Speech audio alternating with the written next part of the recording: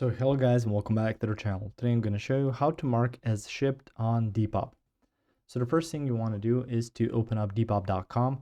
On there you can see Depop, you can see the search in the middle.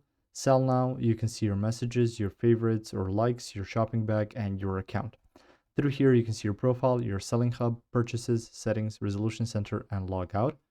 So once you're here, you can then go and open up your sold or seller hub. So if you go to your selling hub right here, it's going to redirect you to this page.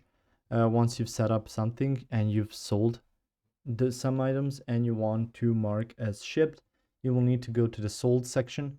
And once you click on there, you can just choose mark as shipped.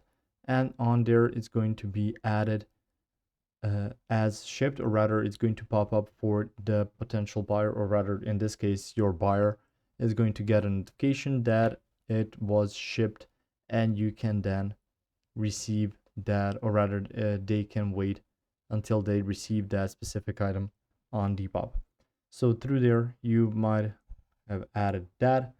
If you've marked it as shipped, the same goes for the app version as well. You just need to access your profile, and in this case your selling hub afterwards, and add those things there.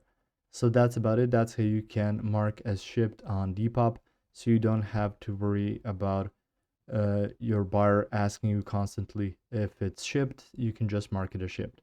If you found this information helpful or useful, you can like the video. You can also share a video.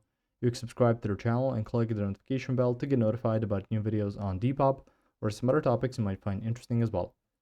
Thank you very much for watching this video, and as always, I will see you guys in the next one. Goodbye.